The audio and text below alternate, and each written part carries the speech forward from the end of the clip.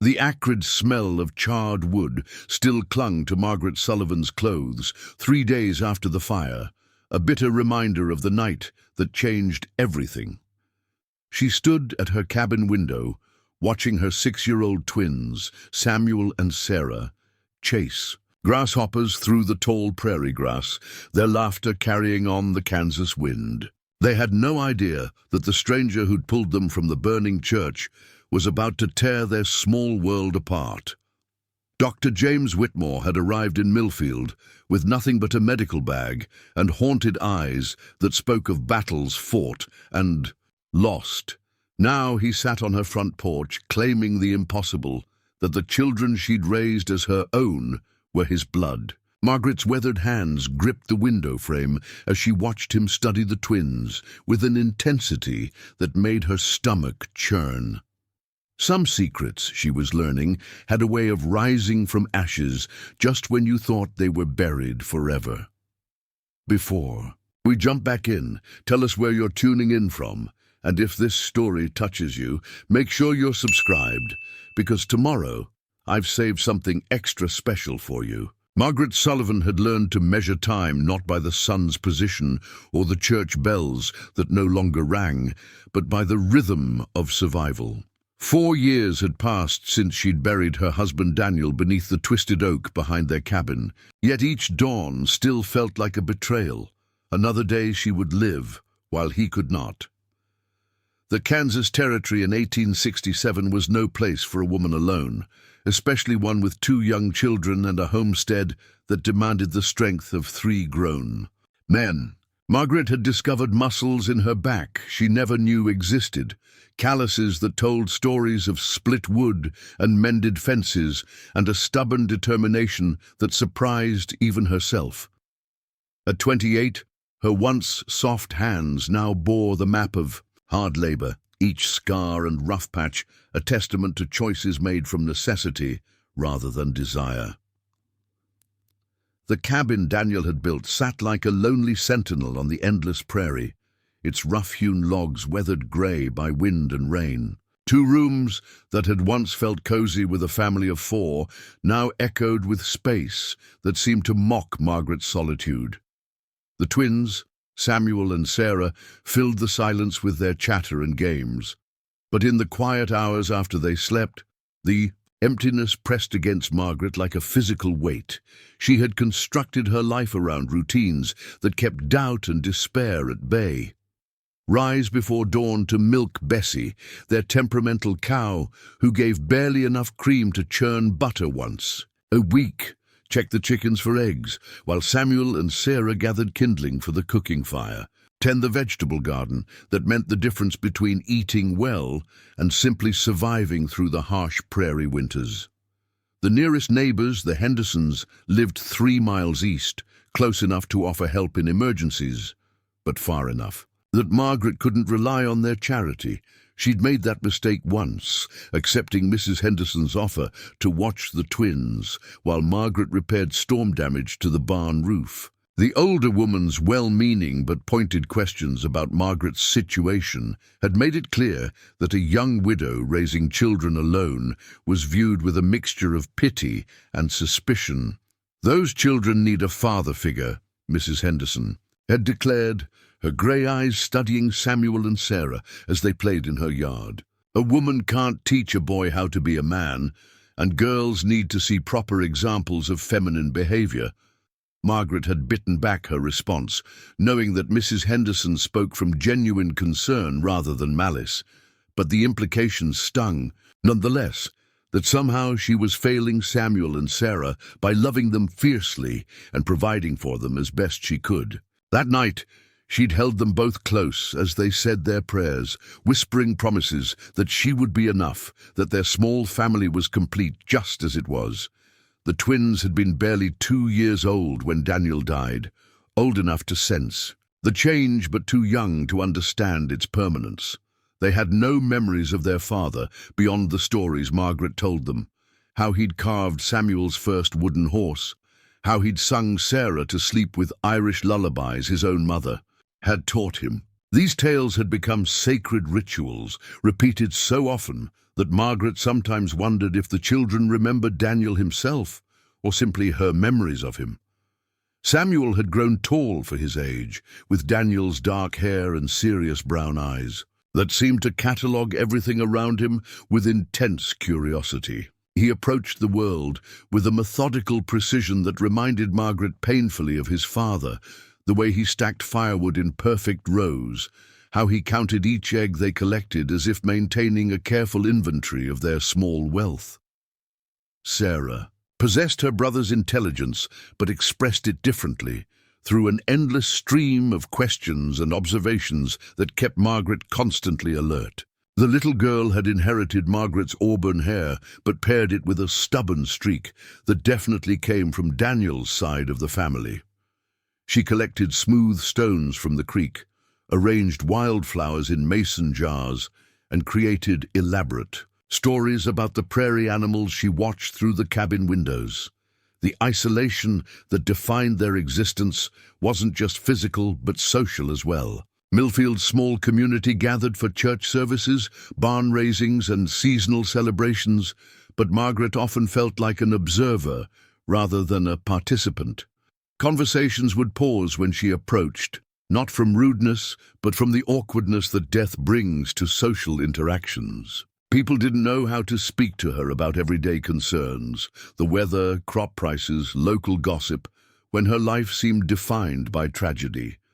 She'd stopped attending most community events after an uncomfortable encounter with Reverend Morrison, who'd suggested with misguided kindness that Margaret might find comfort in remarrying. "The Lord provides helpmates for those who seek them in faith," he'd said, his pale blue eyes earnest with conviction. "There are good Christian men who would consider it their duty to care for you and the children." The idea of marrying for duty, rather than love, had struck Margaret as a betrayal of everything she and Daniel had shared. Their union had been born from genuine affection that had deepened into the kind of partnership she'd seen her own parents model. Two people choosing each other daily, finding strength in their connection rather than simply accepting an arrangement. For practical benefits, winter tested Margaret's resolve most severely. The Kansas cold was brutal and unforgiving, seeping through chinks in the log walls, despite her efforts to seal them with mud and cloth. Keeping the cabin warm required constant attention to the fire. Careful rationing of the wood, Samuel helped. Her split during autumn's brief reprieve. On the worst nights, she'd pull the children into her own bed, their small bodies providing warmth while she lay awake, listening to wind that sounded like voices calling across the empty prairie. Food became a constant calculation during those frozen months. The root cellar held potatoes, onions, and preserved vegetables, but fresh meat was scarce unless Margaret could trap rabbits or the occasional prairie chicken. She'd learned to shoot Daniel's rifle out of necessity, though the recoil still bruised her shoulder and the noise frightened the twins. Each successful hunt felt like a small victory against circumstances that seemed determined to defeat her. Spring brought its own challenges along with relief from winter's hardships. The vegetable garden required preparation.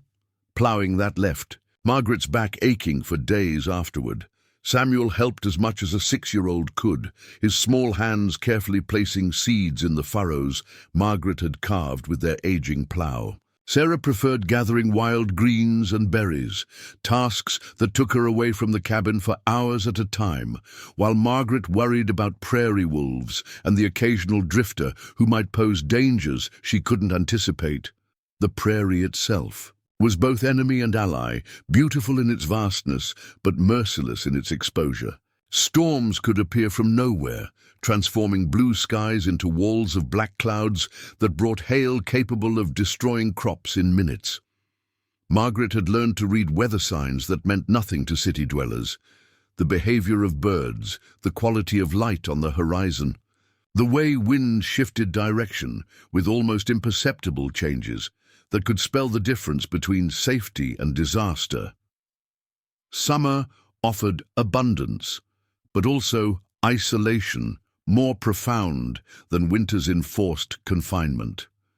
The nearest town, Millfield, required a full day's journey by wagon, too far for casual visits, but necessary for supplies Margaret couldn't produce herself. These trips became major expeditions that required careful planning and left the homestead vulnerable during her absence. Margaret had developed relationships with the shopkeepers and traders who understood her situation and extended credit when cash was scarce. Mr. Peterson at the general store had never questioned her judgment about what supplies she needed. Treating her with the same respect he showed male customers. Mrs. Chen, who ran the small restaurant, often pressed extra food into Margaret's hands for the twins, claiming she'd cooked too much, but everyone knowing it was kindness disguised. As practical concern, the church had been Margaret's one consistent connection to community, a place where she could sit with Samuel and Sarah and feel part of something larger than their isolated struggle. Reverend Morrison's sermons weren't particularly inspiring, but the ritual of gathering with neighbors, sharing hymns and prayers, provided a rhythm that anchored their weeks. The building itself was simple, whitewashed wood with a modest steeple and windows that cast colored light across rough-hewn pews. Margaret always sat in the third row, left side, where Daniel had chosen their spot during their first service. As newlyweds, the twins fidgeted through most sermons, but sang enthusiastically during hymns, their clear voices adding to the collective sound that filled the small space with something approaching joy. After services, women would gather to discuss quilting projects and preserving techniques, while children played in the churchyard. Margaret participated in these conversations, but remained somehow apart, conscious that her circumstances set her apart from wives who had husbands to share their burdens and futures that seemed more certain than her own day-to-day survival. Evening was Margaret's favorite time, when chores were completed and the three of them would sit on the front porch, watching sunset paint the prairie in shades of gold and purple. Samuel would practice letters in the dirt with a stick, while Sarah wove grass into intricate patterns she claimed were maps of imaginary countries. These moments felt complete in ways that made Margaret believe they could continue indefinitely, that love and determination might indeed be enough to sustain their small family against whatever challenges awaited. The loneliness was bearable during daylight hours when tasks demanded her full attention. But at night, after the children slept, Margaret would sometimes find herself standing at the cabin door, looking out at stars that seemed close enough to touch in the prairie's endless sky. She would remember Daniel's voice, his laugh, the way he'd held her during thunderstorms that shook their small home. 4 years of this existence had taught Margaret that grief never truly ended, but could be transformed into something bearable, even occasionally beautiful. She'd learned to find satisfaction in small victories, a successful harvest, twins who grew strong and curious, moments of laughter that came more frequently now than tears. She couldn't know that everything was about to change, that a stranger, with familiar eyes, was already riding toward Millfield with secrets that would shatter the careful peace she'd built from determination and love. Preparing and narrating this story took us a lot of time, so if you are enjoying it, subscribe to our channel. It means a lot to us. Now back to the story. Dr. James Whitmore arrived in Millfield on a Tuesday morning when the September air carried the first hints of autumn's bite. His horse, a sturdy bay gelding that had seen better days, picked its way carefully down the town's single main street, past the general store, the blacksmith's shop, and the small cluster of buildings that comprised the entirety of civilization for 50 miles in any direction. Margaret first glimpsed him from across the street as she helped Samuel and Sarah down from their wagon after the weekly supply run. Something about the stranger caught her attention immediately. Perhaps it was the way he sat his horse with military precision, or the careful manner in which his eyes catalogued every detail of the modest frontier town. He wore a dusty black coat that had once been fine, and a hat pulled low enough to shadow features that seemed deliberately concealed. "Mama, who's that man?" Sarah whispered, tugging at Margaret's worn cotton skirt. The little girl had always possessed an uncanny ability to sense when something was different, important, or potentially dangerous. "I don't know, sweetheart," Margaret replied, though something about the stranger's presence made her instinctively draw both children closer. "Help Samuel carry the flour sack, please." The man dismounted outside Peterson's general store with movements that spoke of recent injury or long-carried pain. Margaret noticed the slight favor he gave his left leg, the careful way he straightened his back as if joints protested the motion. When he removed his hat to run fingers through prematurely grey hair, she caught a glimpse of a face that might have been handsome before exhaustion, and whatever hardships he'd endured carved deep lines around pale blue eyes. "That's a Cavalry saddle," observed Samuel, with the keen attention to detail that characterized everything he did.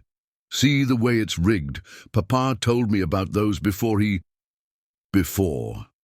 Margaret's heart clenched at her son's near mention of Daniel. The boy rarely spoke directly about his father's death, but references slipped out occasionally, usually when something triggered a memory too vivid to suppress. She squeezed his shoulder gently, acknowledging his observation while steering the conversation away from painful territory. "You're very observant," she said. "Now help me get these supplies loaded properly." As they worked to secure their purchases in the wagon, salt, coffee, a precious packet of needles, and fabric for winter clothes the twins would need, Margaret found herself stealing glances at the stranger. He'd entered Peterson's store, but through the open door she could hear the low rumble of his voice asking questions about lodging, she assumed, about work possibilities, about the kinds of practical matters that brought most travelers to small frontier towns. Mrs. Chen emerged from her restaurant to sweep the wooden walkway, pausing to study the newcomer's horse with the professional assessment of someone who'd seen countless travelers pass through Millfield. The elderly Chinese woman had fled the California goldfields with her late husband, seeking quieter opportunities in Kansas territory. Her keen eye for people had made her restaurant an informal center for local news and gossip. "Military man," Mrs. Chen announced, when Margaret approached to settle their account for the lunch she'd bought the twins. "Horse knows discipline, rider. Carries himself like soldier, but something broken inside." Margaret knew better than to question Mrs. Chen's assessments. The woman possessed an almost supernatural ability to read character from small details others missed. If she detected something broken in the stranger, Margaret trusted that observation more than her own limited glimpses. "Is he staying?" Margaret asked, keeping her voice casual, while Samuel and Sarah played a quiet game with corn kernels on the restaurant's front steps. Asked about rooms, about medical needs in town. Mrs. Chen's weathered face creased with concentration. "Doctor? Maybe. We could use one since old Doc Hartley passed last spring." The possibility intrigued Margaret, despite her instinctive wariness. Millfield had been without a physician for 6 months, ever since Dr. Hartley's heart had given out during a difficult childbirth that claimed both mother and infant. The nearest medical care was now a 3-day ride to Fort Riley, an impossible distance for serious emergencies. Several times during the summer, Margaret had wished desperately for medical expertise when Sarah developed a fever that wouldn't break, or when Samuel cut his hand badly on a broken mason jar. What kind of broken? Margaret found herself asking, though she immediately regretted the question. Mrs. Chen's insights often revealed more than recipients wanted to know. The older woman studied Margaret's face with those sharp, dark eyes that seemed to penetrate straight to hidden thoughts. War broken, soul broken, man who's seen too much death, done things that haunt sleeping hours. She paused, sweeping forgotten dust into careful piles. But hands still steady, mind still sharp. Good doctor, probably. Good man.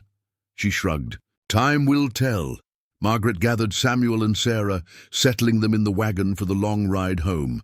As they prepared to leave town, the stranger emerged from Peterson's store carrying a small bundle of supplies. He moved with purpose toward the modest boarding house that served Millfield's occasional visitors, but something made him pause and turn in their direction. For a moment that seemed to stretch far longer than it actually lasted, his pale blue eyes met Margaret's across the dusty street. The intensity of his gaze was unsettling, as if he were trying to solve some complex puzzle that involved her specifically. Samuel and Sarah, sensing their mother's tension, pressed closer to her on the wagon seat. The stranger touched the brim of his hat in a gesture of acknowledgement before disappearing into the boarding house. Margaret urged their old horse Moses into motion, eager to put distance between her family and whatever uncomfortable scrutiny she'd just experienced.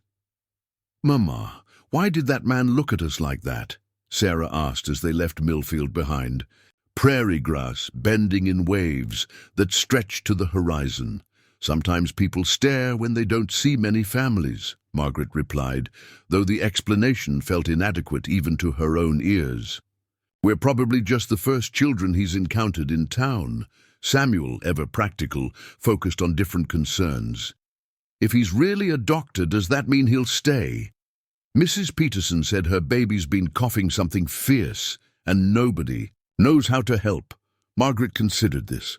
A resident physician would benefit the entire community, providing security against medical emergencies that currently carried terrifying risks. Yet something about the stranger's intense interest in her family triggered maternal instincts she'd learned to trust absolutely during 4 years of protecting Samuel and Sarah alone. The ride home passed in companionable silence, broken only by the twins' occasional observations about wildlife or questions about evening chores. Margaret let their familiar chatter wash over her, while her mind wrestled with undefined concerns about the stranger's arrival. Change had come to Millfield, in the person of Dr. James Whitmore, and experience had taught her that change rarely brought unmixed blessings. Their homestead appeared as they crested the final hill, the cabin's weathered logs golden in afternoon sunlight, smoke rising from the chimney where she'd banked the morning fire before leaving for town. The sight of home usually brought Margaret a sense of peace, of returning to a sanctuary where she controlled what happened within its boundaries. Today, however, the isolated cabin seemed vulnerable rather than protective. 3 miles from the nearest neighbors, with no way to summon help quickly if trouble arose, Margaret had always viewed their solitude as a shield against judgment and interference. Now she wondered if isolation might prove a liability rather than an asset.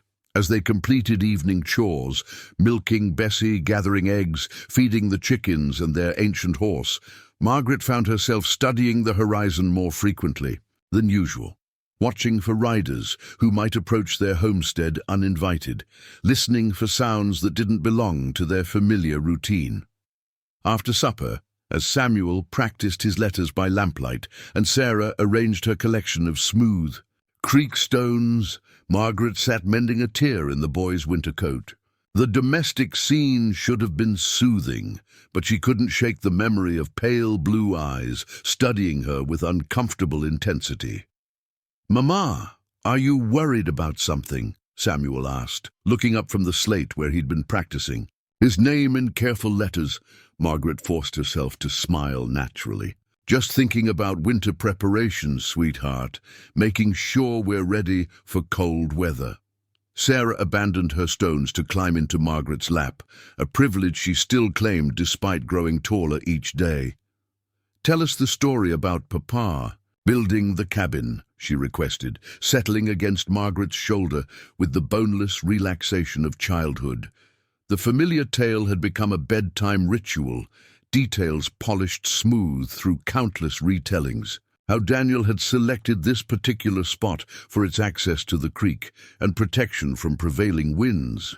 How he'd cut each log himself, fitting them together with the precision of someone who understood that their family's survival would depend on his craftsmanship, how he'd carved their initials into the main beam, a symbol of permanence in a land where nothing seemed guaranteed. Tonight, however, the story felt different, more fragile somehow, as if the security Daniel had built with his own hands might prove insufficient against challenges he'd never anticipated. Margaret found herself wondering what secrets a stranger's arrival might bring to their carefully constructed peace. As she tucked the twins into the bed they shared, listening to their prayers and smoothing blankets that smelled of prairie grass and childhood innocence, Margaret made a silent vow. Whatever had brought Dr. James Whitmore to Millfield, whatever his pale blue eyes had been searching for when they met hers across that dusty street, she would protect Samuel and Sarah from any threat to their small family's stability. She had no way of knowing that the stranger who'd arrived that morning carried secrets that would challenge everything she believed about her children, her past, and the life she'd built from determination and love. Dr. Whitmore's presence in Millfield was not the random arrival of a drifting physician seeking new opportunities. He had come looking for something specific. And tomorrow, Margaret would begin to understand exactly what that was. The first sign of trouble came on Sunday evening when Samuel noticed the strange orange glow on the horizon. Margaret had been reading to the twins from Daniel's old Bible, a weekly tradition that marked the end of their Sabbath rest, when her son pressed his face against the cabin's single window and called out in alarm, "Mama, look! The sky's all wrong!" Margaret set down the worn leather Bible and joined him at the window, Sarah close behind. What she saw made her blood run cold. A fierce orange light flickered against the darkening sky in the direction of Millfield, too bright and too steady to be sunset, too localized to be lightning. Only one thing could create that particular quality of illumination against the prairie darkness: fire. "Get your coats," Margaret ordered, her voice sharp with urgency. "Quickly now, both of you." "But, Mama, it's bedtime," Sarah protested, even as she obeyed her mother's command. At 6 years old, she was old enough to sense crisis, but still young, enough to cling to familiar routines when uncertainty threatened.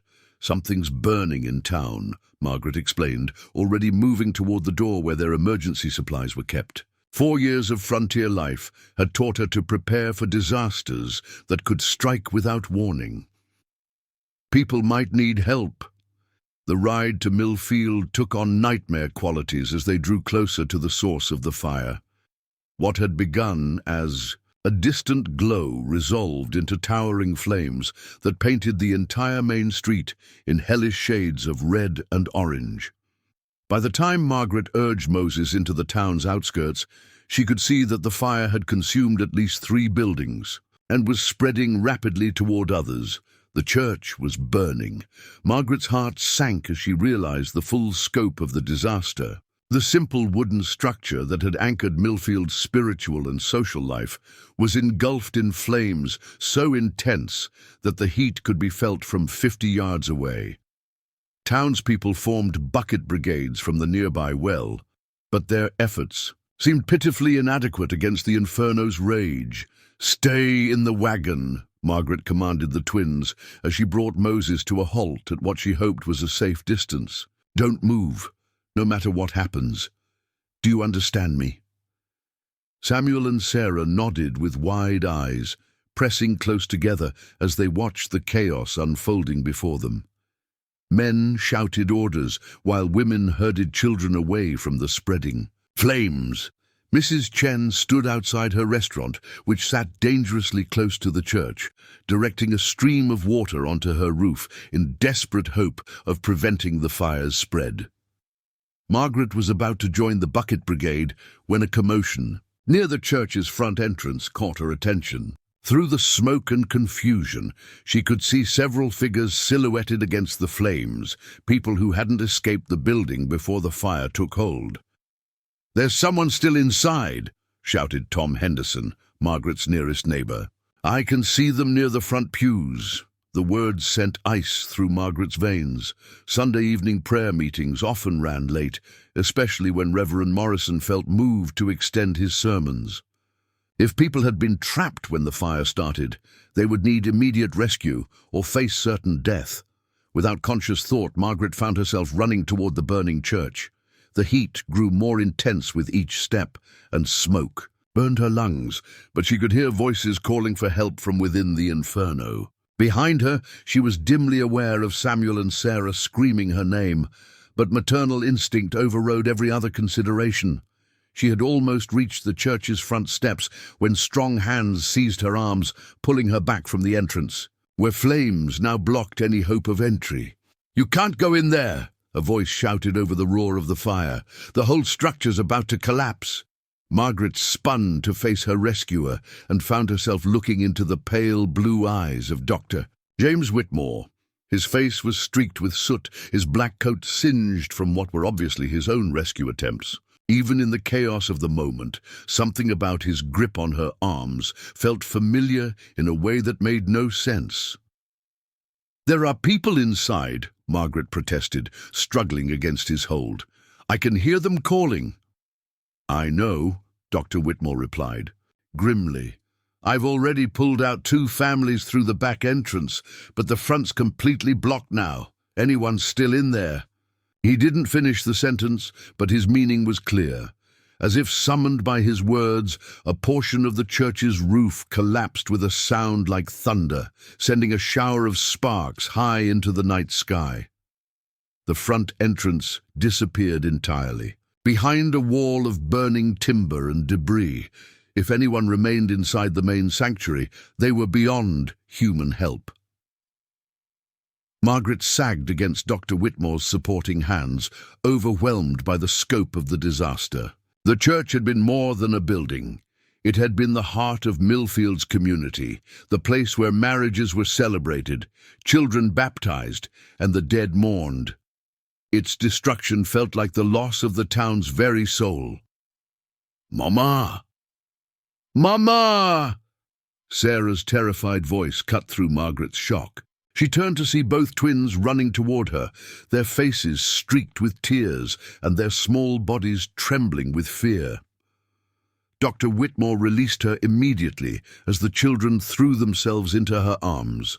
Margaret gathered them close, feeling their rapid heartbeats against her chest, breathing in the familiar scent of their hair that somehow remained untainted by the smoke and destruction surrounding them. "We thought you were going to burn up too," Samuel sobbed, his usual stoic composure completely shattered. "We thought we'd lose you like we lost Papa." The words hit Margaret like a physical blow. In her desperation to help others, she had nearly orphaned her own children, leaving them alone in a world that had already taken too much from them. The realization of how close she'd come to abandoning Samuel and Sarah filled her with a mixture of guilt and fierce, protective love. "I'm sorry," she whispered, holding them tighter. "I'm here. I'm safe. We're all safe." Dr. Whitmore had stepped back to give them privacy, but Margaret was acutely aware of his presence. When she looked up, she found him watching the 3 of them with an expression she couldn't interpret, something that went beyond professional concern or neighborly interest. There was a hunger in his gaze, a longing that made her instinctively shield the twins from his scrutiny. "Thank you," she said formally, struggling to her feet while keeping both children close. "For stopping me from doing something foolish." "You weren't being foolish," Dr. Whitmore replied quietly. "You were being brave. But sometimes courage needs to be tempered with wisdom." Around them, the fire continued its destructive work. The church was now completely engulfed, its steeple collapsing in a cascade of burning wood and metal. Peterson's general store had caught fire as well, despite the bucket brigade's frantic efforts. By morning, Margaret realized, Millfield would be fundamentally changed. "Is there anything I can do to help?" she asked, though she had no intention of leaving Samuel and Sarah again. The question was automatic, born from 4 years of community membership despite her family's isolation. Dr. Whitmore gestured toward a group of people huddled near Mrs. Chen's restaurant, which had somehow been spared the fire's spread. "Several people have burns that need treatment. I've set up a makeshift medical station, but I could use assistance with the children who are frightened." Margaret nodded, recognizing both the practical need and the opportunity to keep her own twins occupied with helping others. The next several hours passed in a blur of activity as she assisted Dr. Whitmore in treating the injured, while Samuel and Sarah comforted younger children who had been traumatized by the night's events.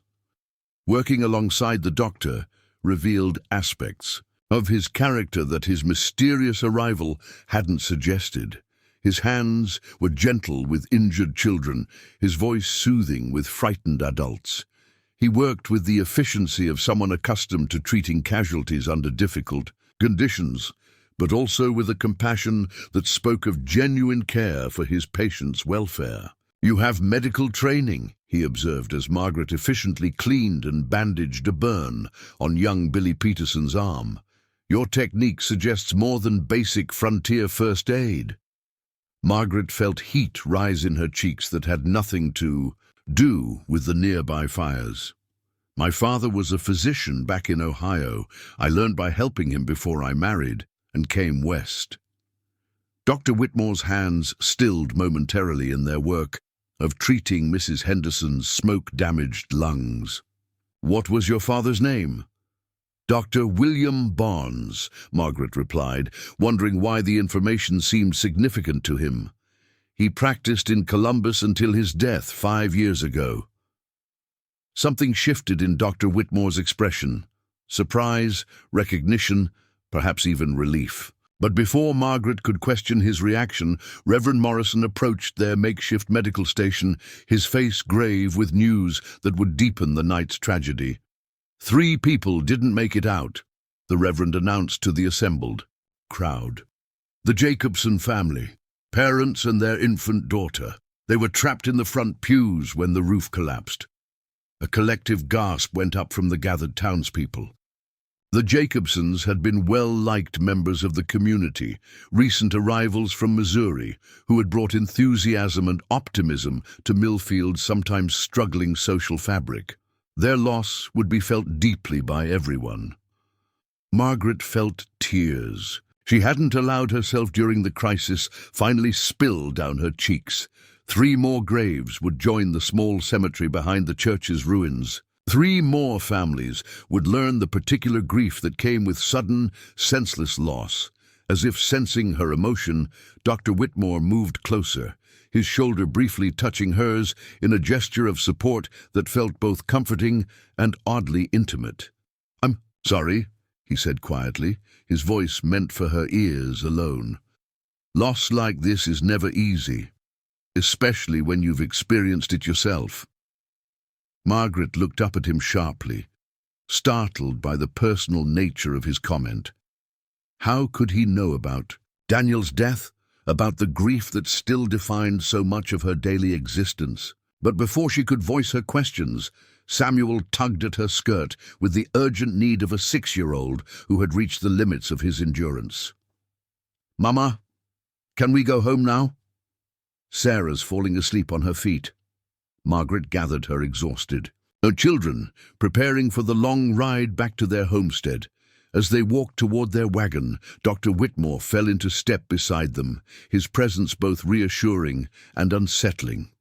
"Mrs. Sullivan," he said, as she lifted Sarah into the wagon bed, "I hope we'll have the opportunity to speak again soon, under better circumstances." The way he said her name, with a familiarity that went beyond their brief acquaintance, sent a shiver down Margaret's spine that had nothing to do with the night's cooling air. As they rode home through darkness that still glowed orange on the horizon behind them, Margaret couldn't shake the feeling that the fire had changed more than just Millfield's physical landscape. Something fundamental had shifted, and Dr. James Whitmore stood at the center of that change. She had no way of knowing that the man who had saved her from the burning church carried secrets that would soon threaten everything she thought she knew about her own life. The week following the church fire brought Dr. James Whitmore to Margaret's homestead 3 times, each visit carrying the veneer of medical necessity, but leaving her with the uncomfortable sensation that his true purpose remained hidden. The first visit came on Wednesday morning, ostensibly to check on Sarah's persistent cough that had worsened since her exposure to smoke during the fire. Margaret watched from the cabin doorway as the doctor examined her daughter with a thoroughness that seemed excessive for a simple respiratory irritation. His hands were gentle as he listened to Sarah's breathing, but his pale blue eyes held an intensity that made Margaret's maternal instincts flare with protective alarm. "Her lungs are clear," Dr. Whitmore announced, straightening from his examination. "The cough should resolve within a few days as her system clears the residual smoke irritation." Sarah, who had initially been shy around the stranger, now chattered freely about her collection of prairie stones and the elaborate stories she created about their origins. Dr. Whitmore listened with what appeared to be genuine interest, asking and questions that encouraged her natural storytelling abilities. "This one came from the creek after the big storm," Sarah explained, holding up a smooth grey stone veined with white. "I think it used to be part of a castle where a princess lived, but the wind carried it here so I could find it." "That's a remarkable imagination," Dr. Whitmore said, his voice oddly thick with emotion. "You see stories everywhere, don't you?" Margaret noticed how his hands trembled slightly as he packed his medical instruments, and how his gaze lingered on both children with something that went far beyond professional interest. When Samuel demonstrated his ability to read from the family Bible, Dr. Whitmore's reaction was even more pronounced, a sharp intake of breath and a tightening around his eyes that suggested profound personal impact. "They're exceptional children," he said as Margaret walked him to his horse. "Intelligent, articulate, remarkably well-mannered for their age. You've done an outstanding job raising them." The compliment should have pleased Margaret, but something in his tone suggested knowledge beyond casual observation. "They're good children," she replied carefully. "They've had to grow up quickly since their father's death." Dr. Whitmore paused in the act of mounting his horse, his attention suddenly sharp and focused. "Their father's death? Forgive me, but I was under the impression. How long has your husband been gone?" 4 years this past spring," Margaret said, wondering why the information seemed significant to him. "Daniel died of pneumonia during a particularly harsh winter. The twins were barely 2 years old." Something shifted in Dr. Whitmore's expression, calculation perhaps, or the pieces of some internal puzzle falling into place. He mounted his horse with movements that seemed suddenly urgent, as if her words had triggered a need for immediate action. "I'll return tomorrow to check on Sarah's progress," he said, though they both knew the child's minor cough hardly warranted such attention. "There are some additional treatments I'd like to discuss." Margaret stood in her yard long after Dr. Whitmore had ridden away, troubled by questions she couldn't quite formulate. The man's interest in her family felt personal rather than professional, loaded with significance she couldn't understand. That evening, as she helped the twins with their evening prayers, she found herself studying their faces with new attention.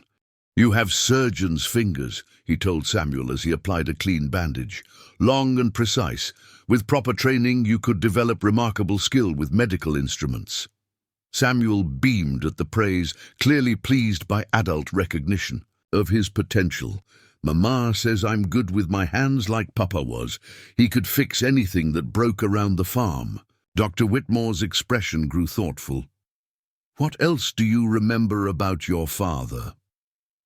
"Not much," Samuel admitted, with the matter-of-fact acceptance that children bring to loss. "I remember he sang sometimes when he worked, and he smelled like leather and tobacco, but mostly I remember the stories Mama tells about him." Margaret felt compelled to intervene in the conversation, uncomfortable with the personal direction it was taking. "Samuel, would you please check on the chickens? I think I heard something in the yard that might be bothering them." As the boy reluctantly departed on his errand, Dr. Whitmore turned to Margaret with an expression that mixed sympathy with something she couldn't identify. "He's hungry for male guidance," he observed. "A boy his age needs examples of manhood to model himself after." "He has those examples," Margaret replied, more sharply than she intended. "Tom Henderson helps when we need heavy work done. Reverend Morrison takes time to speak with him after services. Samuel isn't lacking for male influence." "Of course not," Dr. Whitmore said quickly. "I didn't mean to suggest otherwise. It's just that some bonds, some connections run deeper than neighborly kindness." The comment left Margaret with a lingering unease that persisted through the weekend. What did Dr. Whitmore know about bonds and connections that she didn't? Why did his presence in their lives feel like the prelude to revelations she wasn't prepared to hear? The third visit came Monday evening, just as Margaret was preparing supper for herself and the twins. This time, Dr. Whitmore arrived without any medical pretext, carrying instead a small wooden box that he presented to Sarah, with a formality that seemed oddly ceremonial. "I thought you might like these," he said, opening the box to reveal a collection of unusual stones, unlike anything found in the local Prairie. "They come from places far from here, mountains and deserts and seashores you've never seen." Sarah's eyes widened with delight as she examined each stone, asking eager questions about their origins and the places Dr. Whitmore had traveled. Margaret watched the interaction with growing discomfort, noting how naturally the doctor anticipated her daughter's interests, how easily he engaged with both children. When Samuel joined them, Dr. Whitmore produced a second gift, a small medical instrument kit appropriate for a child's learning. "Every future surgeon needs to start with quality tools," he explained, showing Samuel how each instrument was designed for specific purposes. "You're very generous," Margaret said, though her tone carried reservation rather than gratitude. "But I'm not sure we can accept such expensive gifts from someone we barely know." Dr. Whitmore's pale blue eyes met hers directly, and for a moment she saw vulnerability beneath his controlled exterior. "Please don't refuse them," he said quietly. "These children, they deserve beautiful things, special things. They deserve to know that someone cares about their future." The intensity of his plea left Margaret momentarily speechless. Before she could respond, Sarah had climbed into Dr. Whitmore's lap with the unconscious trust that characterized her approach to the world. The sight of her daughter cuddled against the stranger's chest sent conflicting emotions through Margaret, protective alarm mixed with something that might have been relief. "Tell us about the places these stones came from," Sarah demanded, settling comfortably against Dr. Whitmore's shoulder. "Tell us about the mountains and the oceans." What followed was an hour of storytelling that revealed Dr. Whitmore's extensive travels and the experiences that had shaped his medical career. He spoke of army hospitals during the war, of frontier posts where he'd treated everything from arrow wounds to cholera outbreaks, of cities in the East where medical knowledge was advancing rapidly. Samuel listened with rapt attention, asking technical questions about surgical procedures and battlefield medicine that demonstrated his natural aptitude for scientific thinking. Sarah was more interested in the human stories, the patients Dr. Whitmore had helped, the families he'd reunited, the small acts of kindness that had occurred even in the midst of terrible circumstances. As the evening progressed, Margaret found herself drawn into the conversation despite her reservations. Dr. Whitmore possessed a gift for making complex subjects accessible to children while never talking down to them. His respect for Samuel and Sarah's intelligence was evident in every interaction. "You mentioned serving in army hospitals," Margaret said during a lull in the children's questions. "Which campaigns did you see?" Dr. Whitmore's expression grew, shadowed, and she immediately regretted the inquiry. "Too many," he said simply. "I was with Sherman during the march to the sea, then assigned to various frontier posts afterward. The war changed everything for those of us who lived through it." Margaret nodded, understanding the weight behind his words. Daniel had been too old for military service, but they'd known many young men who returned from the war carrying invisible wounds that never fully healed. The haunted quality she'd noticed in Dr. Whitmore's eyes suddenly made more sense. "I'm sorry," she said. "I shouldn't have asked." "It's all right," Dr. Whitmore replied, though his voice carried the careful control of someone managing difficult memories. "Some experiences shape us, whether we want them to or not. The key is learning to build something meaningful from what we've survived." As the evening wound down and Margaret prepared to put the twins to bed, Dr. Whitmore rose to leave. With obvious reluctance, at the door, he paused to study her face with that familiar intensity that always left her feeling exposed. "Mrs. Sullivan," he said formally, "I hope you'll allow me to continue visiting. Your children, your family brings me a peace I haven't known in years." Margaret felt her heart rate accelerate at the personal nature of his confession. "Dr. Whitmore, I appreciate your kindness to Samuel and Sarah, but I should be honest. Your interest in my family feels like more than professional courtesy or neighborly friendship." For a long moment he said nothing, his pale blue eyes searching, her face as if seeking permission for some revelation he wasn't ready to make. Finally, he nodded slowly. "You're right to be cautious," he said. "There are things I need to tell you, but not yet, not until I'm certain of what I believe I know." He mounted his horse, then looked down at her with an expression that mixed longing with regret. "But I hope you'll trust me a little longer, for their sake, if not for mine."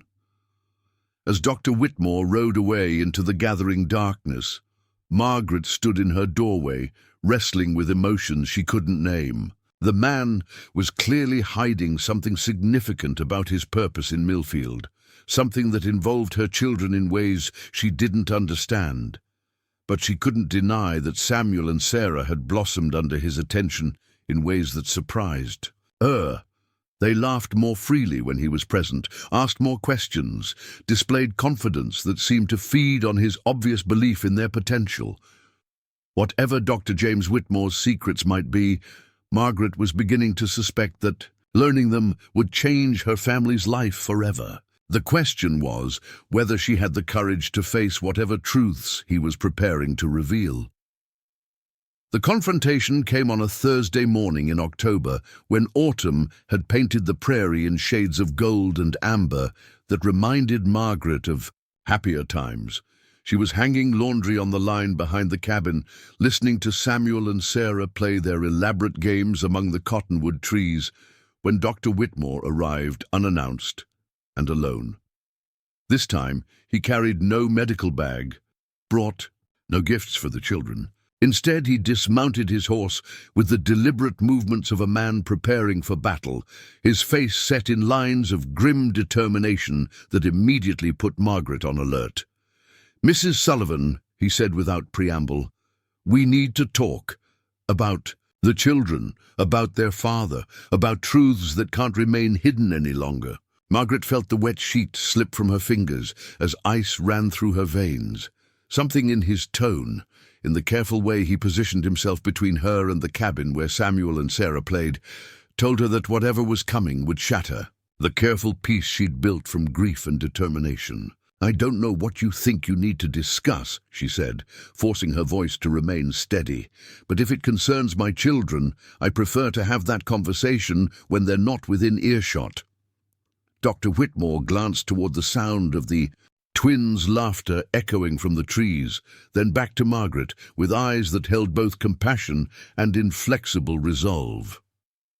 "They have a right to know," he said quietly, "and you have a right to understand why I came to Millfield." Margaret's hands trembled as she reached for another sheet, using the familiar motion to buy time, while her mind raced through possibilities she didn't want to consider. "Dr. Whitmore, you're speaking in riddles. If you have something to say it plainly." "Very well." He removed his hat, running fingers through grey-streaked hair in a gesture that seemed to steel him for what was coming. "Daniel Sullivan was not the father of your children." The words hit Margaret like a physical blow, driving the air from her lungs and leaving her gripping the laundry line for support. The world seemed to tilt around her as she stared at Dr. Whitmore's serious face, searching for some sign that this was a cruel joke or terrible mistake. "That's impossible," she whispered.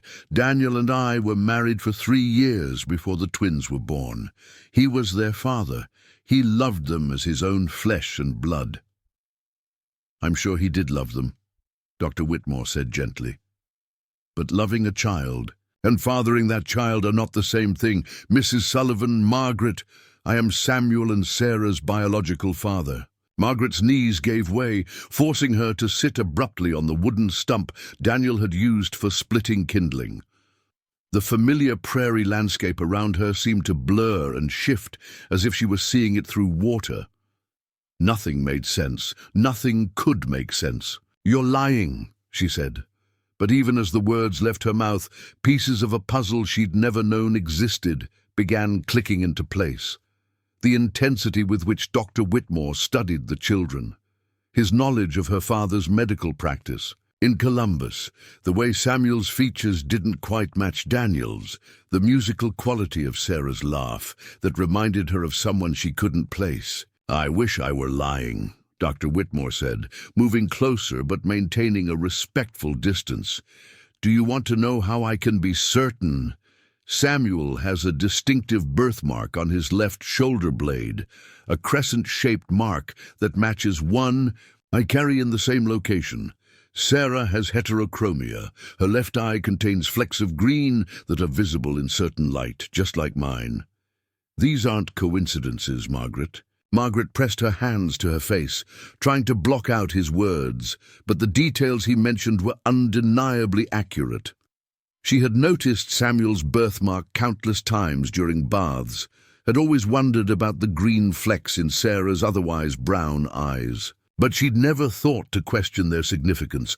"Even if what you're saying were true," she said through her fingers, "it would be impossible. Daniel and I were faithful to each other from the day we met. I never had relations with another man." Dr. Whitmore was quiet for so long that Margaret finally looked up to find him watching her with an expression of profound sadness. When he spoke, his voice was barely above a whisper. "Columbus, Ohio, spring of 1860, Dr. William Barnes's medical practice on High Street. You were assisting your father with a difficult surgery. A cavalry officer who'd been injured in a training accident." He paused, studying her face. "I was that officer, Margaret, and you saved my life." Memory crashed over Margaret like a breaking wave, bringing with it images she'd buried so deeply that she'd almost convinced herself they were dreams. A young cavalry doctor brought to her father's practice, delirious with fever from infected wounds. Long nights spent at his bedside, changing bandages and monitoring his recovery. Conversations that had started as medical necessity and evolved into something deeper. And one night, when his fever had finally broken and gratitude had transformed into something more dangerous, a moment of weakness that had haunted her for years afterward. "James," she breathed, the name feeling strange on her lips after 7 years of trying to forget it. "James Whitmore. You remember," he said, and she could hear the relief in his voice. "I was afraid the fever had confused your memories, that you might not recall our time together." Margaret stood on unsteady legs, her mind reeling with implications that threatened to destroy everything she thought she knew about her life. "That was one night," she said desperately, "one mistake that I regretted for months afterward. It can't. The timing doesn't." "Actually, it does," Dr. Whitmore said, with the gentle persistence of someone delivering a medical diagnosis. "I checked the records at Fort Riley before coming to Millfield. I was transferred there in late May 1860, which would place our encounter in early May. Samuel and Sarah were born in January 1861, exactly 9 months later." The mathematical certainty of his calculation left no room for denial, but Margaret's mind continued to scramble for alternatives, for any explanation that wouldn't require her to rebuild her understanding of her children's origins. Daniel never questioned their parentage, she said weakly. He believed they were his from the moment they were born. Because you believed it too, Dr. Whitmore replied. Because you wanted to believe it. But think, Margaret. Really think about the timeline. How long after that night in Columbus did you and Daniel, when did your relationship with him become intimate? Margaret felt heat flood her cheeks as she forced herself to recall details she'd tried to forget. Her courtship with Daniel had been proper, restrained, following the moral guidelines her father had instilled in her. Their wedding night had been the first time they'd shared physical intimacy, and that had occurred in late June, nearly 2 months after her encounter with James Whitmore.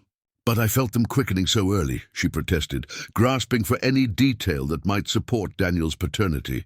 The doctor in Kansas City said it was because I was young and healthy, or because you were further along than anyone realized, Dr. Whitmore said gently. Margaret, I've delivered dozens of babies during my medical career. Samuel and Sarah were full-term infants by every measure, which makes their conception date unmistakable. The sound of the twins' laughter drifted toward them from the cottonwood grove, and Margaret felt her heart break at the innocent joy in their voices. How could she look at them now, knowing what she knew? How could she explain to 2 6-year-old children that the father they mourned had never been their father at all? Why now? She asked, her voice thick with unshed tears. Why come here? After all these years, why destroy the peace we've built? Dr. Whitmore's face crumpled with emotion he'd been holding in check. Because I've spent 7 years wondering if you were alive, if you were well, if the children I never knew existed were healthy and happy. When I heard about a widow named Sullivan living near Millfield with 6-year-old twins, I had to investigate. I had to know. And now you do know, Margaret said bitterly. What do you want from us? Money? Recognition? Do you plan to take them away from the only mother they've ever known? I want nothing from you, Dr. Whitmore said with quiet intensity. Nothing except the chance to be part of their lives, to help provide for them, to offer them opportunities that a widow's limited resources can't supply. I want to give them the advantages that my profession and connections can offer.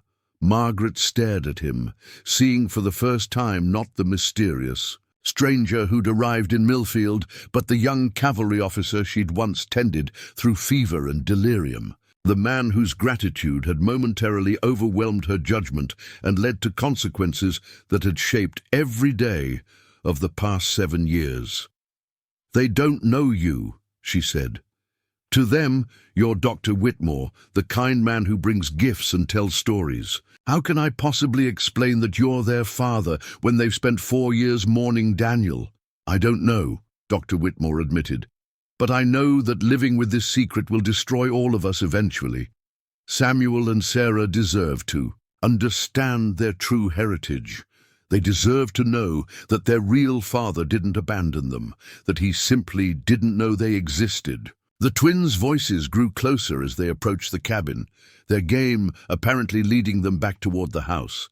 Margaret felt panic rise in her throat as she realized she had moments to decide how to handle this revelation that would change everything for her small family.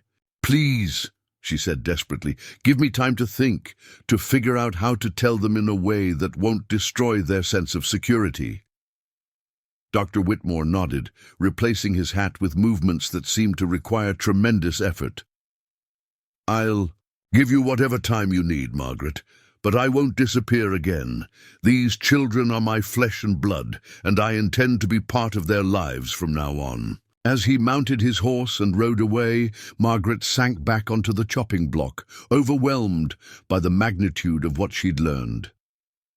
Samuel and Sarah emerged from the trees, their faces flushed with play and innocent of the knowledge that would soon reshape their understanding of themselves. "Mama, why do you look sad?" Sarah asked, settling beside Margaret with the unconscious comfort that characterized their relationship. Margaret pulled both children close, breathing in their familiar scent and marveling at how everything about them looked different, now that she knew the truth. Samuel's serious brown eyes weren't Daniel's after all, but James Whitmore's. Sarah's musical laugh carried genetic echoes of a father she'd never known existed. "I'm not sad, sweetheart," Margaret lied, kissing the top of Sarah's head. "I'm just thinking about some grown-up things that need to be sorted out." But as she held her children close, Margaret knew that the careful life she'd built from grief and determination was about to be torn apart by a truth that should have been revealed. Long ago, Dr. James Whitmore had returned to claim his children, and nothing would ever be the same again. The 3 days following Dr. Whitmore's revelation passed in a haze of sleepless nights and forced normalcy that felt like acting in a play where Margaret had forgotten her lines. She moved through familiar routines, cooking meals, tending livestock, helping Samuel and Sarah with their lessons, while her mind churned with questions that had no satisfactory answers. How do you tell children that the father they've mourned for 4 years wasn't their father at all? How do you explain that their real father is a stranger who wants to claim them? Most torturous of all, how do you protect them from the confusion and pain such knowledge would inevitably bring? Margaret found herself studying the twins with new eyes, searching for resemblances she'd never noticed before. Samuel's way of tilting his head when concentrating wasn't Daniel's habit at all. It was exactly how Dr. Whitmore had positioned himself when examining patients. Sarah's laugh, which Margaret had always thought came from her own side of the family, had the same musical quality as the doctor's rare moments of genuine amusement. The children sensed her distraction despite her efforts to hide it. Samuel, always observant, asked repeatedly if she was feeling unwell. Sarah clung more than usual, as if some instinct warned her that change was coming, whether she understood its nature or not. On Sunday morning, Margaret faced a decision that crystallized her dilemma. Dr. Whitmore had been attending services at the temporary church meetings held in Mrs. Chen's restaurant since the fire destroyed their proper sanctuary. The twins had grown accustomed to his presence, chattering excitedly after services about his stories and gifts. Today, however, Margaret couldn't bear the thought of sitting near him while wrestling with the secret that felt like a physical weight on her chest. She told Samuel and Sarah they would have private worship at home, reading from Daniel's Bible and saying prayers in the familiar comfort of their cabin. "But Dr. Whitmore might have new stones to show me," Sarah protested, clearly disappointed by the change in routine. "He promised to bring one that changes colors in different light." "We'll see Dr. Whitmore another time," Margaret replied, hating the way evasion felt like betrayal. "Today, I think we need quiet time together as a family." Samuel, more perceptive than his sister, studied Margaret's face with concern beyond his years. "Mama, are you worried about something? You've been different since Thursday, when Dr. Whitmore came to visit." The directness of his observation sent panic through Margaret. If Samuel had noticed the change in her behavior, how long before both children began asking questions she wasn't prepared to answer? "Sometimes grown-ups have complicated thoughts to work through," she said carefully. "Nothing that affects how much I love you both, but things that require time to understand properly." The explanation seemed to satisfy Sarah, but Samuel's serious brown eyes, James Whitmore's eyes, Margaret now realized, continued to study her with unsettling intensity. He was too young to understand adult complexities, yet old enough to sense when the foundation of his world was shifting. That afternoon, while the twins napped, Margaret walked to the small cemetery where Daniel lay buried beneath the twisted oak. She'd avoided this place since Dr. Whitmore's revelation, afraid that standing over her husband's grave while harboring such enormous secrets would feel like desecration. Now, however, she needed to speak to Daniel, to somehow make sense of the impossible situation his memory had become entangled in. "I never lied to you," she whispered to the simple wooden cross that marked his resting place. "I truly believed Samuel and Sarah were yours." I wanted them to be yours so desperately that I convinced myself the timing worked. That my mistake with James Whitmore had no consequences. The autumn wind stirred the oak's golden leaves, sending them spiraling down to blanket Daniel's grave in natural decoration. Margaret knelt among the fallen leaves, pressing her palm to the earth that held the man who had loved her children as fiercely as any biological father could. "What do I do?" she asked the silence. "How do I honor your memory while acknowledging the truth about their parentage? They loved you, Daniel. They still love you. Does it matter that you didn't share their blood when you shared everything else that makes a father?" No answer came except the continued whisper of wind through branches, but gradually a sort of peace settled over Margaret. Daniel had loved Samuel and Sarah with complete devotion, reading them stories, carving toys, teaching them about farming and faith and the importance of treating others with kindness. Those gifts couldn't be erased by revelations about biology. The sound of approaching hoofbeats pulled Margaret from her contemplation.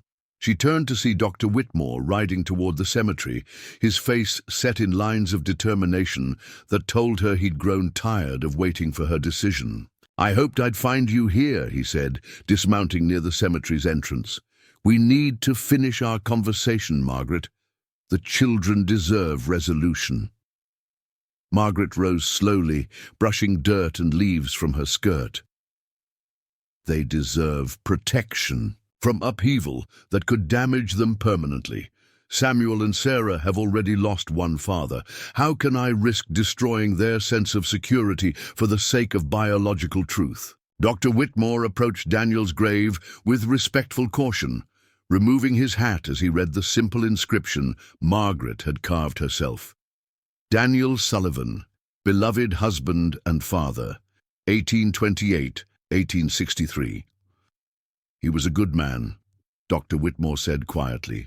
"I can see that in how well he raised our children, in the love and stability he provided them. I'm not here to diminish his memory or steal his place in their hearts." "Then what are you here for?" Margaret demanded. "What do you want from children who are happy and secure as they are?" Dr. Whitmore's pale blue eyes met hers directly. "I want to give them opportunities Daniel's death prevented them from having. Medical education for Samuel, if his interests continue in that direction. Cultural refinement for Sarah, music lessons, art instruction. The advantages that come with a father who has professional connections and financial resources." The offer was tempting in ways Margaret didn't want to acknowledge. Samuel had shown remarkable aptitude for scientific thinking, asking questions about anatomy and medicine that she couldn't answer adequately. Sarah's artistic nature expressed itself in drawings and stories that suggested talents worthy of proper cultivation. And, "What would accepting your help cost us?" Margaret asked suspiciously. "Would you expect to take them away from here? To raise them according to your vision rather than mine?" "I would expect to be acknowledged as their father," Dr. Whitmore said with quiet firmness, "not to replace the father they remember, but to provide the paternal guidance they need going forward. Samuel is 6 years old. In a few years he'll need male mentorship that neighbors and ministers can't adequately provide." Margaret felt the familiar pain of acknowledging her limitations as a single parent. She'd managed well during the twins' early years, but increasingly she recognized that some aspects of their development required guidance she couldn't offer. "There's something else," Dr. Whitmore continued, his voice taking on a vulnerable quality that caught Margaret's attention. "I was married once during the war. My wife died of typhoid while I was stationed in Georgia. We never had children, and I believed I'd lost my only chance at fatherhood." He looked toward the cabin where Samuel and Sarah presumably still napped, his expression soft with longing. "Finding them, discovering that I have children who are healthy and bright and beautiful. It's like being given a second chance at life. I can't walk away from that, Margaret. I won't." The raw emotion in his voice stirred unwelcome sympathy in Margaret's heart. She could see the lonely man beneath the professional exterior, could understand the hunger for family connection that had driven him to seek them out. "But what about what I want?" she asked. "Well, what about my right to raise my children, because they are mine, regardless of biology, without interference from a man who's essentially a stranger to them?" "You're right that they're yours," Dr. Whitmore acknowledged. "You've earned that title through years of sacrifice and devotion, but they're mine too, and I've earned the right to know them through years of not knowing they existed." Before Margaret could respond, the sound of children's voices drifted toward them from the direction of the cabin. Samuel and Sarah had awakened from their naps and were calling for her, their voices carrying the easy confidence of children who trusted their mother would always answer. "They're looking for you," Dr. Whitmore observed. "Tell them, Margaret. Today, let me be part of the conversation so I can help them understand." Margaret felt the weight of decision pressing down on her like a physical force. Every maternal instinct screamed against disrupting her children's peaceful existence with revelations that could shatter their sense of identity. Yet she couldn't deny the logic of Dr. Whitmore's arguments, or the reality that living with such a monumental secret would eventually destroy them all. "If I agree to tell them," she said slowly, "it has to be done carefully, gradually. They can't be rushed into accepting you as their father just because biology says you are." Dr. Whitmore nodded eagerly. "However you think is best. I'll follow your lead completely." Margaret looked once more at Daniel's grave, silently asking forgiveness for what she was about to do to his memory. Then she straightened her shoulders and turned toward the cabin where Samuel and Sarah waited. "Come then," she said to Dr. Whitmore, "but remember, they're children who've already endured more loss than most adults. If you hurt them in any way, if you disrupt their lives without genuine commitment to their welfare, I'll find a way to make you disappear from Millfield permanently."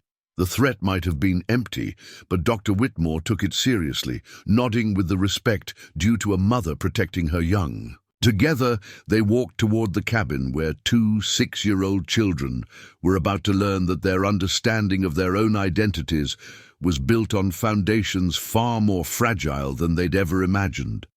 Margaret prayed that love would prove stronger than confusion, that truth would ultimately heal rather than harm.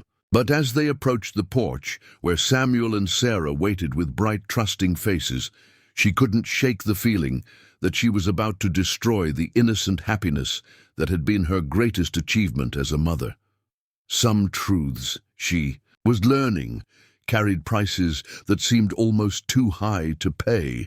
The conversation Margaret had dreaded for 3 sleepless nights began innocuously enough, with Samuel and Sarah sprawled on the cabin floor playing with Dr. Whitmore's collection of unusual stones, while Margaret prepared afternoon tea with hands that trembled despite her efforts to maintain composure. "This one looks like a tiny sunset," Sarah announced, holding up a piece of amber that caught the light streaming through the cabin's single window. "Dr. Whitmore, did this really come from a place where trees cry golden tears?" "That's just a story people tell," Dr. Whitmore replied gently, settling cross-legged on the floor beside the children with an ease that spoke of genuine comfort in their presence. "The real story is even more wonderful.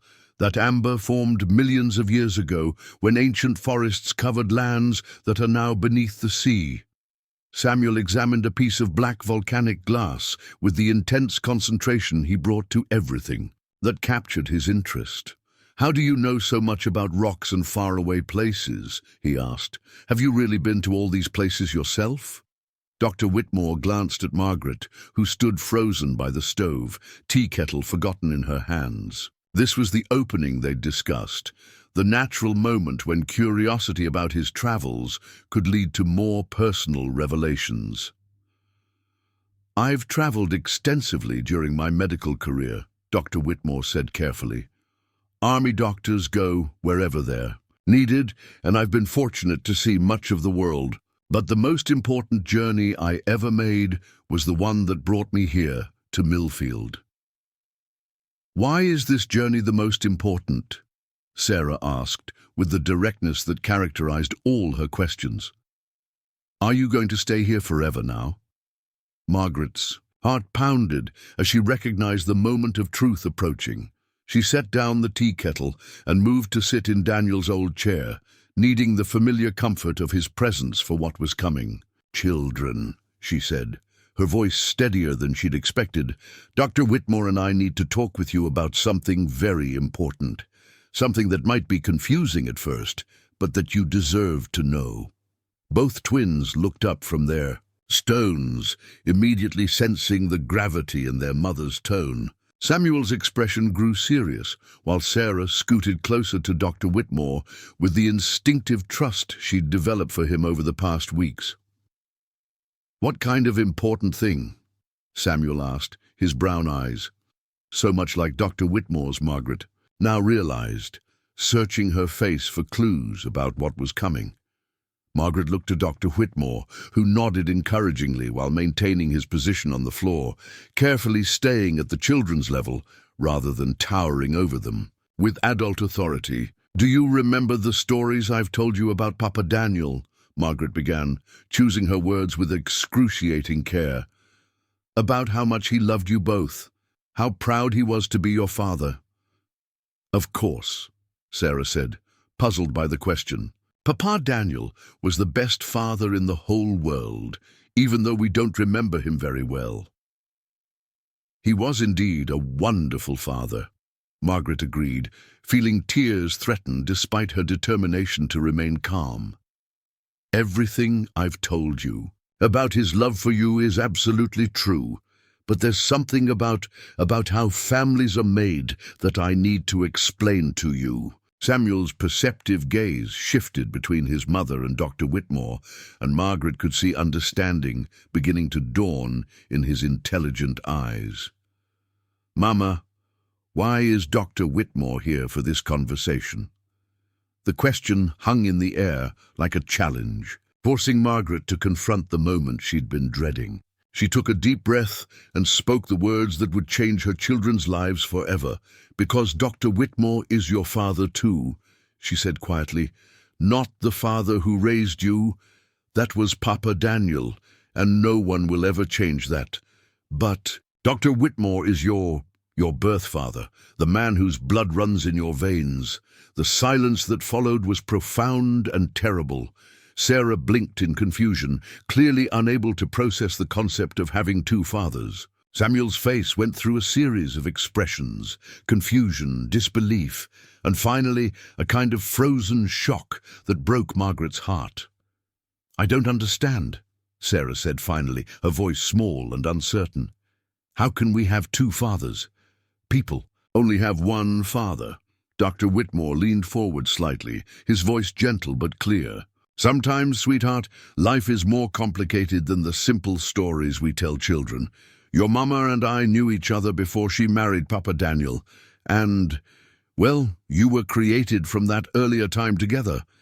Samuel had gone completely still, his hands clenched around the piece of volcanic glass until his knuckles were white. When he finally spoke, his voice carried a maturity that made him sound far older than 6 years. "Are you saying Papa Daniel wasn't really our father at all?" "No," Margaret said quickly, recognizing the pain in her son's question. "Papa Daniel was your father in every way that matters. He chose to love you, to care for you, to raise you as his own. That kind of fatherhood is just as real as the biological kind, but he wasn't our real father," Samuel persisted, his voice rising with distress. "He was just pretending to be our father because he felt sorry for Mama, Doctor." Whitmore intervened gently but firmly. "Samuel, look at me. Papa Daniel loved you and Sarah because you were lovable children, not because he felt sorry for anyone. Love isn't pretending. Love is choosing to care for someone every single day, which is exactly what he did." Sarah had begun to cry quietly, tears sliding down her cheeks as she struggled to understand concepts too complex for her young mind. "Does this mean Papa Daniel in heaven isn't really watching over us anymore?" The question shattered something inside Margaret's chest. She knelt beside her daughter, gathering the little girl into her arms, despite Sarah's unusual resistance. "Papa Daniel will always be watching over you," she said fiercely. "Death doesn't change love, sweetheart. He's still your papa, still proud of how smart and kind you're growing up to be." "Then why do we need another father?" Sarah demanded through her tears. "Why can't Dr. Whitmore just be our friend like he has been?" Dr. Whitmore's face reflected the pain of her rejection, but he answered with patient honesty. "Because I want to be more than your friend, Sarah. I want to help take care of you and Samuel, to make sure you have everything you need as you grow up. I want to be part of your family." Samuel stood abruptly, the volcanic glass dropping from his hands to shatter against the wooden floor. His young face was flushed with anger that seemed too sophisticated for his age. "We don't need you," he said with devastating directness. "We have Mama, and we have each other, and we have the memory of Papa Daniel. We don't need some stranger who shows up and says he's our father just because of blood." Margaret reached for her son, but he stepped away from her touch, his expression betrayed and hurt. "Samuel, please." "Did you know?" he asked, his voice cracking with emotion. "All this time, did you know Papa Daniel wasn't really our father?" The accusation in his tone made Margaret feel physically ill. "No, sweetheart. I truly believe Papa Daniel was your father until Dr. Whitmore explained the timing to me. I never meant to lie to you about anything." "But you did lie," Samuel said, with the relentless logic that characterized his thinking. "Even if you didn't mean to, you told us stories about Papa Daniel that weren't true. You let us love someone who wasn't really our father." Sarah's crying intensified at her brother's words, and she buried her face against Margaret's shoulder. "I want Papa Daniel to come back," she sobbed. "I want everything to be like it was before."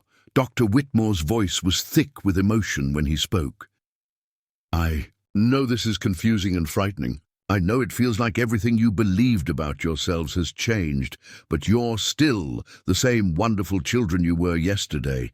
You still have the same mother who loves you more than life itself." "But we don't have the same father," Samuel said bitterly. "We don't have any father at all anymore, because Papa Daniel is dead, and you're just a stranger." The words hung in the air like an accusation, revealing the depth of Samuel's emotional wound. Margaret could see that her son felt doubly orphaned, robbed of the father he'd mourned, and unable to accept the father who stood before him.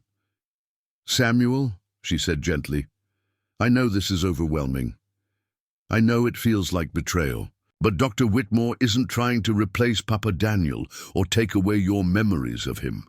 He's trying to add something to your life, not subtract from it." "I don't want anything added," Samuel replied with finality that chilled Margaret's heart. "I want everything to go back to the way it was before he came here." Dr. Whitmore rose slowly from the floor, his face grey with the pain of his children's rejection. "Perhaps I should go," he said quietly. "Give you all time to think about what we've discussed." "Yes," Samuel said immediately. "Please leave." Sarah lifted her tear-stained face from Margaret's shoulder. "Will you still bring us stones and tell us stories?" she asked with the inconsistency of childhood, wanting to reject and accept him simultaneously.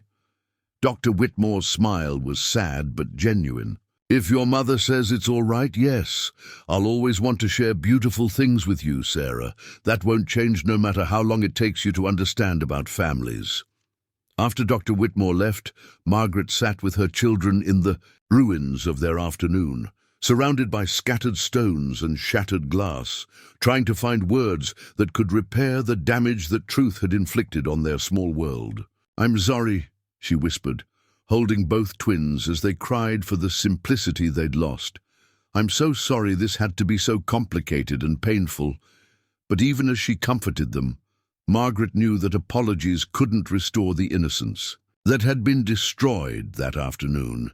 Samuel and Sarah would never again have the uncomplicated certainty about their identities that had sustained them through their father's death.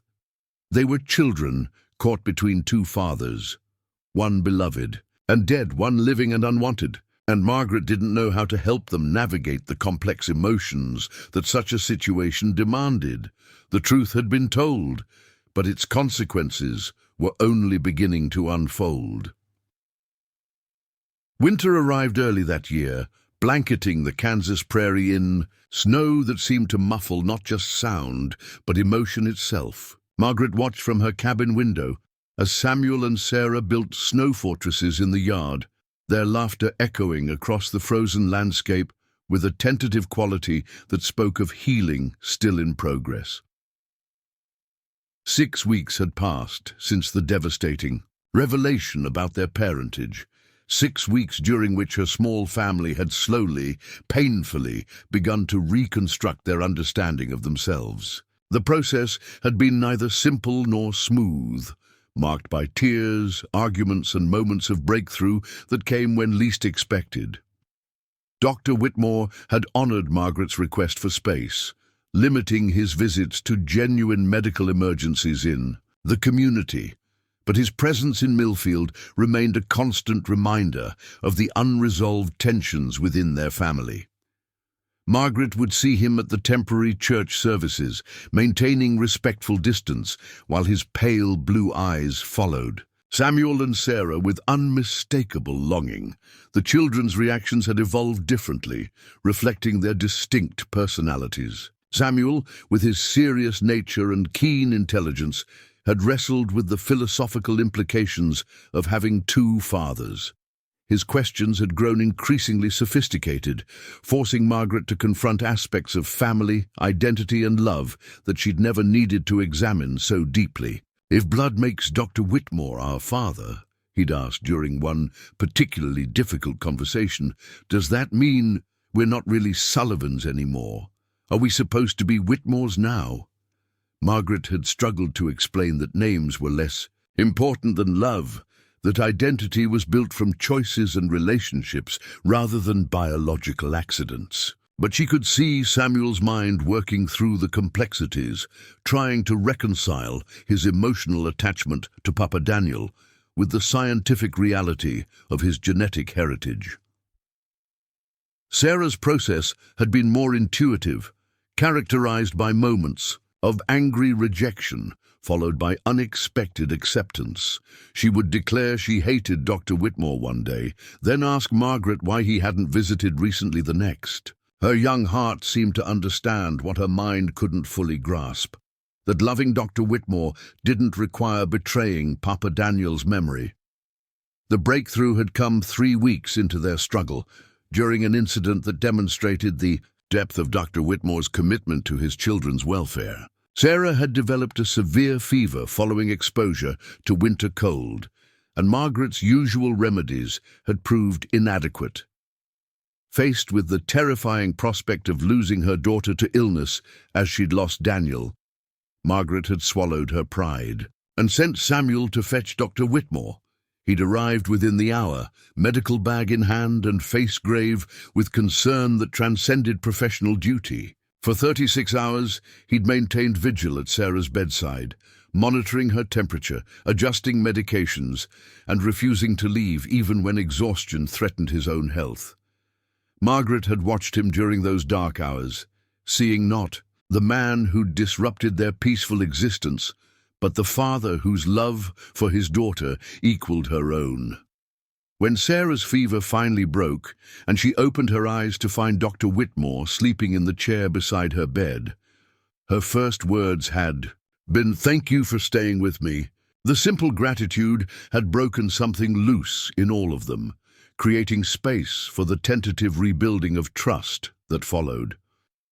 Samuel's acceptance had been more gradual, built through shared interests rather than dramatic moments. Dr. Whitmore had begun bringing medical texts suitable for bright children, teaching Samuel about anatomy and surgical techniques with patience that revealed genuine pleasure in his son's quick understanding.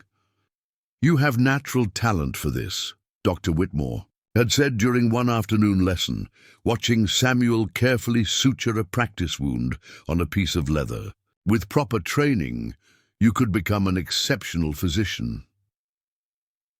The prediction had sparked the first real conversation between father and son. Samuel's questions about medical education leading to discussions about Dr. Whitmore's own training, his experiences during the war, and the satisfactions that came from healing rather than harming. Margaret had witnessed these interactions with complex emotions. Relief at seeing her children warm to their biological father, but also grief for the simplicity they'd lost, and worry about what Dr. Whitmore's growing influence might mean for their family's future.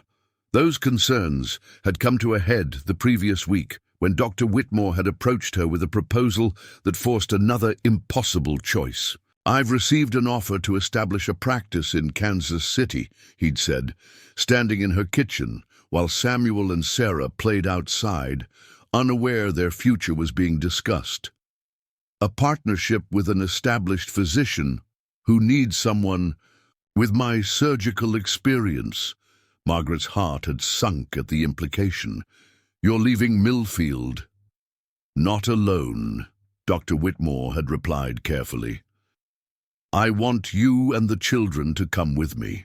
Kansas City would offer opportunities we can't provide here, real schools for Samuel and Sarah, cultural advantages, medical care beyond what a frontier settlement can supply." The offer had been both generous and terrifying. Margaret could see the benefits he described, could imagine the expanded horizons such a move would provide her children. But leaving Millfield would mean abandoning everything familiar, including Daniel's grave and the community where she'd learned to survive as a widow. "What exactly are you proposing?" she'd asked, though part of her already knew. Dr. Whitmore's pale blue eyes had met hers directly. "Marriage, Margaret, a practical arrangement that would give the children a stable family structure and provide you with security. I'm not asking for love. I understand that died with Daniel. But I am asking for partnership in raising our children." The proposal had stunned Margaret with its matter-of-fact presentation of a solution she'd never considered. Marriage to Dr. Whitmore would indeed provide stability and opportunities for Samuel and Sarah, but it would also require her to rebuild her life around a man she barely knew, despite their shared history. "I need time to consider this," she'd said, and Dr. Whitmore had nodded with the patience he'd shown throughout their difficult journey. Now, watching her children play in the snow while winter light faded toward evening, Margaret found herself weighing the impossible mathematics of love, duty, and practical necessity. Samuel and Sarah had clearly formed attachments to Dr. Whitmore that went beyond grudging acceptance. They sought his approval, valued his attention, and had begun incorporating him into their understanding of family. But could she marry a man for the sake of her children's welfare when her heart remained buried with Daniel beneath the twisted oak? Could she build a new life on the foundation of old mistakes and biological accidents? The sound of approaching hoofbeats interrupted her contemplation. Dr. Whitmore appeared over the hill, riding steadily through the snow toward their homestead. Margaret felt her pulse quicken, recognizing that his visit would likely demand the answer she'd been avoiding. Samuel and Sarah spotted him immediately, abandoning their snow fort to run toward his horse with enthusiastic greetings that would have seemed impossible 6 weeks earlier. Margaret watched Dr. Whitmore dismount and gather both children into his arms, his face alight with joy at their acceptance. "Mama!" Sarah called, snow clinging to her woolen coat as she ran toward the cabin. "Dr. Whitmore brought something special to show us." Margaret stepped onto the porch as Dr. Whitmore approached, carrying a small leather portfolio that suggested professional rather than personal business. "Good evening, Margaret," he said formally, though his eyes held warmth as they met hers. "I have news from Kansas City that affects the offer we discussed." Inside the cabin, as Samuel and Sarah examined the architectural drawings, Dr. Whitmore had brought plans for the medical practice and adjacent residence he'd been offered, Margaret listened to details that would reshape their family's entire future. "The position requires an answer within the month," Dr. Whitmore explained, pointing to features of the proposed home that would accommodate a family. Separate rooms for the children, a library where Samuel could continue his medical studies, space for Sarah's artistic pursuits. The plans were impressive, offering amenities that frontier life could never provide. But Margaret found herself focusing on smaller details: the kitchen where she would prepare meals for a husband she barely knew, the bedroom where she would sleep beside a man she'd married for practical rather than romantic reasons. "What if I can't love you the way a wife should?" she asked quietly. While the children remained absorbed in examining the drawings, Dr. Whitmore's smile was sad but understanding. "I've learned that love takes many forms, Margaret. The passionate love you shared with Daniel was beautiful, but there are other kinds of affection built on respect, shared purpose, and mutual care for children. Those bonds can be just as strong, just as meaningful." Before Margaret could respond, Samuel looked up from the architectural plans with eyes bright with possibility. "Mama, would I really be able to study in a real medical school if we went to Kansas City?" The hope in her son's voice pierced Margaret's heart. Here was the opportunity to give Samuel advantages that her limited resources could never provide, to help him develop the talents that Dr. Whitmore had recognized and encouraged. "And would there be art teachers who could show me how to paint like the pictures in Dr. Whitmore's books?" Sarah added, her enthusiasm equally apparent. Margaret looked around the cabin that had sheltered them through grief and healing, at the simple furniture Daniel had built with his own hands, at the photographs that chronicled their life as a family of 4. Leaving this place would mean leaving behind tangible connections to the man who had shaped her understanding of love and partnership. But staying would mean limiting her children's futures for the sake of preserving memories that, while precious, couldn't grow and change as living relationships could.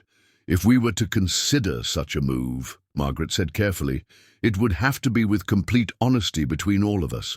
No more secrets, no more revelations that could shatter trust." Dr. Whitmore nodded solemnly.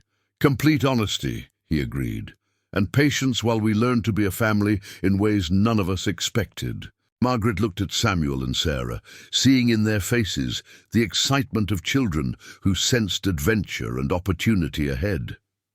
They had already begun accepting Dr. Whitmore as their father, already started building new definitions of family. That included both their beloved Papa Daniel and the man who shared their blood. Perhaps it was time for her to show similar courage. "Yes," she said quietly, the word carrying the weight of decision and hope in equal measure. "Yes, we'll go to Kansas City. We'll try to build something new together." Dr. Whitmore's smile transformed his face, revealing joy that made him look years younger. Samuel and Sarah cheered with the uncomplicated happiness of children who trusted their mother's choices, while Margaret felt something long frozen in her chest begin to thaw. Outside, snow continued to fall on the Kansas prairie, covering the old tracks while leaving smooth ground for new journeys to begin. Margaret Sullivan would become Margaret Whitmore, not from passionate love, but from practical wisdom and the gradual understanding that families could be built from unexpected foundations. Daniel's memory would travel with them, not as a burden, but as a blessing, proof that love could transcend death and biological connection alike. Samuel and Sarah would carry forward the lessons he'd taught them about kindness and integrity, while adding new knowledge from the father they were learning to claim. As Dr. Whitmore helped the children plan their future adventures in the city, Margaret began mentally cataloguing what they would take and what they would leave behind. Some possessions were too precious to abandon: Daniel's Bible, photographs, the wooden horse he'd carved for Samuel's 2nd birthday. But other things belonged to this place and this chapter of their lives. The grief that had defined her widowhood, the isolation that had felt like protection, the fear of trusting her heart to someone new. These could remain buried in Kansas soil, making room for whatever unexpected joys the future might hold. Love, Margaret was learning, was not a finite resource that could be exhausted by previous use. Hearts, like homes, could be expanded to accommodate new relationships without diminishing old ones. The woman who had survived alone on the prairie was strong enough to build a new life in the city, not as someone's replacement wife, but as a partner in creating something entirely original. Outside their cabin, the wind carried promises of spring beneath winter's temporary embrace. Soon enough, they would leave this place where Margaret had learned to survive loss and discovered she was capable of unexpected courage. Soon enough, they would begin the next chapter of their story as a family remade by truth, strengthened by choice, and guided by love in all its complicated, surprising forms. The prairie that had witnessed their sorrow would remember their healing. And somewhere in the distance, a new life waited to unfold. Up next, you've got two more standout stories right on your screen. If this one hit the mark, you won't want to pass these up. Just click and check them out. And don't forget to like, subscribe, and turn on the notification bell so you don't miss any upload from us.